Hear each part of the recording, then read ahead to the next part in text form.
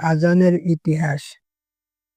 আব্দুল্লাহ ইবনে উমার রাদিয়াল্লাহু আনহু থেকে বর্ণিত, তিনি বলেন, মুসলিমগণ যখন মদিনায় আসলো তখন সালাতের সময় নির্ধারণ করার জন্য একত্রিত হলো।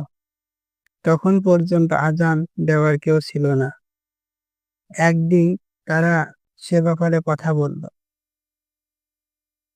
কেউ কেউ বলল, খ্রিস্টানদের মতো ঘন্টা বানাও।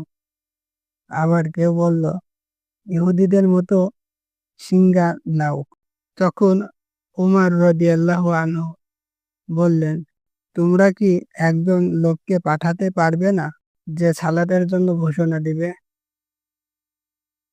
রাসূল সাল্লাল্লাহু আলাইহি সাল্লাম তখন বললেন, বিলাল দাঁড়াও এবং সালাতের জন্য আহ্বান করো।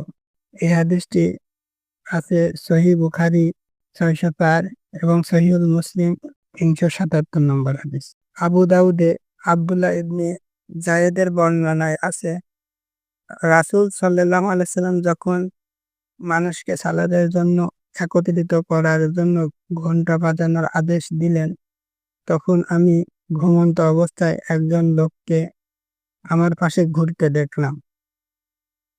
তার হাতে একটি ঘন্টা ছিল। আমি তখন বললাম, ওহে আল্লাহর বান্দা, তুমি কি ঘন্টাটা বিক্রি করবে? সে বলল, তা দিয়ে তুমি কি করবে? আমি বললাম, এর মাধ্যমে সালাতের জন্য ডাকবো। তখন সে বলল, আমি কি তোমাকে এর থেকে ভালো কিছু বলে দেব না? আমি বললাম, অবশ্যই। অতঃপর তিনি আযানের যে শব্দগুলো তা বর্ণনা করলেন।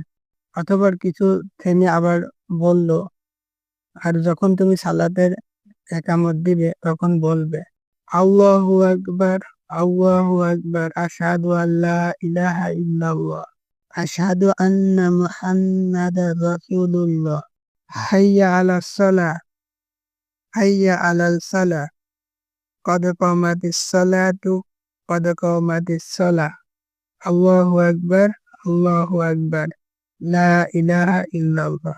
সকাল হলে আমি রাসূল সাল্লাল্লাহু আলাইহি সাল্লামের কাছে এসে আমার স্বপ্নের কথা বললাম।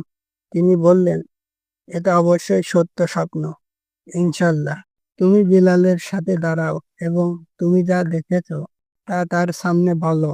সে সেগুলো বলে আযান দিক, কারণ সে তোমার চেয়ে বেশি দারাজ কণ্ঠের অধিকারী। আমি বেলালের সাথে দাঁড়িয়ে শব্দগুলো তার সামনে বলতে থাকলাম আর সে আযান দিতে লাগলো।